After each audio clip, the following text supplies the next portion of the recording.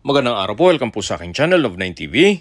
Patalasasan po, meron po ba kayong mga properties na napapabayaan or non-performing assets? Plan nyo ibenta, pero wala kayong oras sa pagbibenta nito.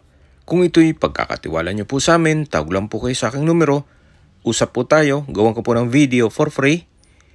Yes, libre po, wala po kayong babayaran. Tutulungan pa namin kayong mabenta inyong property. Kami na po bahala sa marketing, sa boosting or paid ads.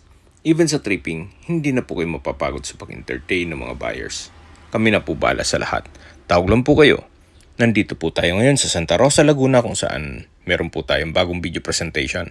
Isang residential property na may lot area na 150 square meters. May floor area po ito na 190 square meters. Ito po itutlado, buhay po ang may-ari. Kaya wala po kayong magiging problema sa documentation or sa transfer ng title.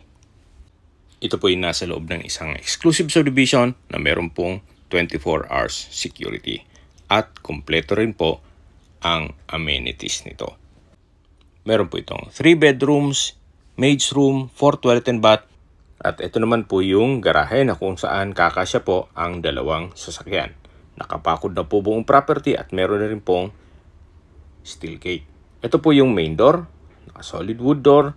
At dito naman po yung living area o salas kung saan meron po itong customized glass window na may curtain, then naka-ceiling cove design, naka-ceiling cladding with center lamp, premium tiles ang ginamit dito sa flooring, open concept lang po ito kaya maaliwalas.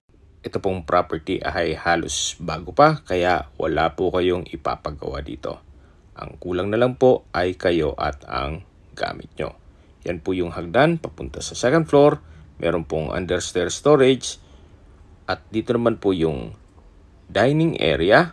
At sa dulo po yung kitchen. Dito po sa dining area ay merong pendant lamp, dining set. Dito naman po ay merong sliding glass door. Kung saan papunta po yan sa open lanai. So malaki naman po ang espasyo nito. Naka-tile flooring. Then yan po yung perimeter fence at meron pong landscape na rin sa dulo. At ito naman po yung 1 meter setback papunta sa likod ng bahay. So, pasok po ulit tayo dito sa loob para check natin ibang parte ng bahay. So mula po dito sa dining area, ito po yung formal kitchen. Ito yung naka-quartz countertop. At meron na rin pong mga Elba kitchen appliances na made in Italy. Semi-furnished na po ito. May mga kagamitan na dito sa kitchen area. Yan po yung kitchen drawers and cabinets.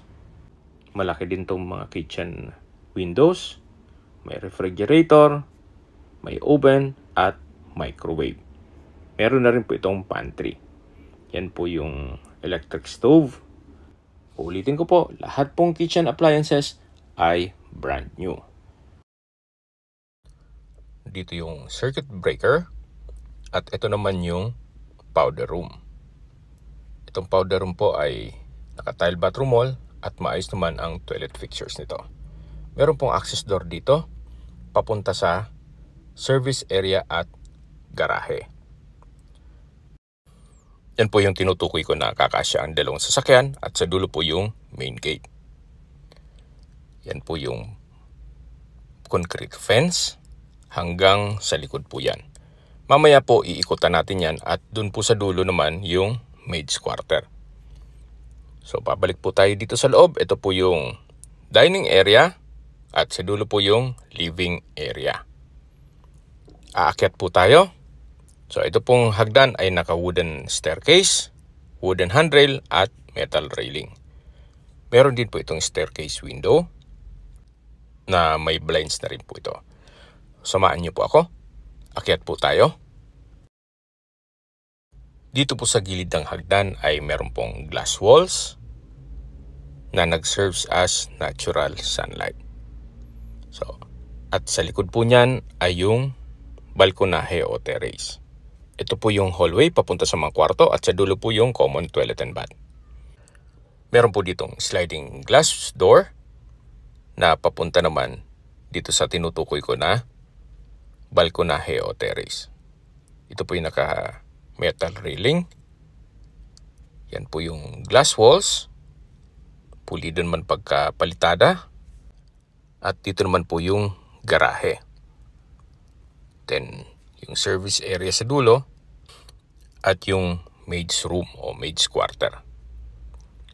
Naka-tile flooring na rin po ito. So, pasok po ulit tayo para check natin mga kwarto. So, balik po ulit tayo dito sa hallway. Check po muna natin itong first bedroom. Sa spasyo po, sakto lang. Hindi naman siya ganun kaliit at hindi naman ganun kalaki. Meron po itong dalawang sliding glass window with blinds at may split type aircon. May center lamp at may mga outlet na rin. Ito naman po yung wardrobe. Tunghayan nyo po ulit itong first bedroom bago tayo lumabas para check natin ibang kwarto. So, labas na po tayo. Ito naman po yung second bedroom. Halos parehas lang po. Sa espasyo, magkasinlaki. Then meron pong dalawang sliding glass window with blinds. May split type aircon, may mga outlet na rin, may center lamp, may wardrobe, naka-tile flooring, at pulido naman po ang pintura ng ceiling at wall. So labas po tayo. Paglabas nyo po ay meron po dito ang common toilet and bath. At mamaya po check na natin yan. So dito muna tayo sa master's bedroom. Napakahaba po nitong wardrobe. Ganun din po dito sa kabilang side. So sa spasyo po, mas malaki naman to. Itong master's bedroom. Naka-glass walls and windows. Meron pong flute type wall cladding. Naka-ceiling cove design with ceiling fan. Kompleto na po ang furnishings dito sa kwarto. May sariling toilet and bath din po ito. So, malaki po ang espasyo. May urinal, may bathroom sink, vanity mirror. Yan po yung water closet. At sa dulo po yung shower enclosure. Meron din pong malaking bathroom window with blinds at may overhead shower. From floor to ceiling po ang tiled bathroom wall. Napakalaki po nitong toilet and bath dito sa master's bedroom. Labas po tayo para check natin itong balkonahe o terrace. Ito po yung sliding glass door na papunta dito sa balkonahe o terrace. Yan po, tunghayan nyo po itong kapaligiran. Napakatahimik, sariwa ang hangin, at sa klima po, banayad lang. Hindi naman siya ganun kalamig at hindi naman ganun kainit. Kagandahan po dito, kumpleto po ang amenities at safe na safe po ang pamilya dito. At hindi lang po doon, ito ay napakalapit po sa Nuvali at sa mga business establishments dito sa palibot ito. Mamaya po sa distance, location at travel time, i-discuss ko sa inyo yan.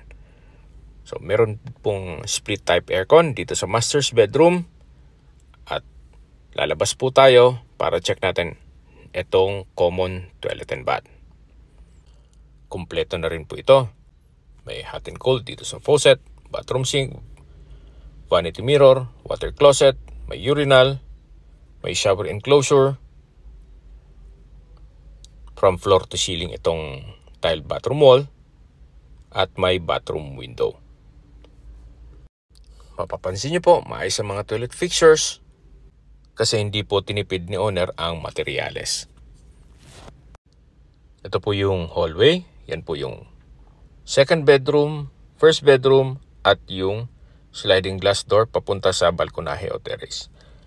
Bababa po tayo. So, pag-usapan na po natin ang distance, location at travel time. Mula po sa Nuvali, ang distance is 3.3 kilometers at ang travel time is 7 minutes. Kompleto na po doon gaya ng malls, hotels, restaurants, banks at hospital. Yan po yung lagi kong binabanggit sa aking video na dapat yung i-consider sa paghanap ng property yung meron pong malapit na hospital. Hindi ko naman po sinasabing sakitin kayo, yan naman po for emergency purpose lang naman. Mula naman po sa UST o University of Santo Tomas, Santa Rosa Campus, ang distance is 14.2 kilometers at ang travel time is 26 minutes. Kung manggagaling naman po sa Tagaytay, ang distance is 21.1 kilometers at ang travel time is 54 minutes. At mula naman po sa Calax, ang distance is 3.8 kilometers at ang travel time is 7 minutes. Mula naman po sa airport, ang distance is 38.3 kilometers at ang travel time is 46 minutes. Ito po yung service area kung saan stainless po ang countertop at sink. Pati itong drawers and cabinets. May range hood at dito naman po yung tinutukoy ko na maid's quarter. Sa spasyo, malaki naman. Meron siyang sariling window, high ceiling. So, komportable naman po ang kasambahay natin dito. May bed and bed frame at curtain na rin yung window. At sa tabi lang po nito, meron pong toilet and bath. Maayos naman po ang toilet fixtures. May bathroom sink, water closet, at naka-tiled bathroom wall. Okay, mag-ikot po tayo dito sa likod ng bahay. Ito pong service kitchen ay may gas range, range hood, at ito naman po yung 1 meter setback sa likod ng bahay. Okay, sa presyo na po tayo. Binebenta po ito ni owner sa halagang 18 million pesos. Kung may mga katanungan po kayo or gusto magpaset ng tripping dito sa property nito, tawag lang po kayo sa aking numero. At sa mga kababayan naman natin nasa ibang bansa, meron po akong Telegram sa mga iPhone user man, may iMessage. Meron din pong Imo, Skype, Viber at WhatsApp. Same number lang po, 0917-316-3399. Sa mga nagtatanong naman po ng aming Facebook, meron po kaming Facebook page na Nov9TV at Facebook Reels video. Makisuyo po, paki-like and follow na rin. Meron din po kayong ibang YouTube channel na The Nov9TV channel at AC Listings. Sana po naibigyan yung aming video presentation. Paki-like and subscribe na lang po sa aking channel para ma-update din po kayo sa aking future listings. Kung sakali po hanap nyo yung mas malaking sukat ng lupa, meron din po kami ibang listings na pwede nyong pagpilian. Huwag po kayong mag-atubiling tumawag sa amin, then let us know your budget para malaman namin kung anong property pwede naming alok sa inyo. Sa lahat pong viewer, subscriber at nagtiwala po sa amin, salamat po sa suporta. Ingat po kayo lagi at inyong pamilya. Maraming salamat po.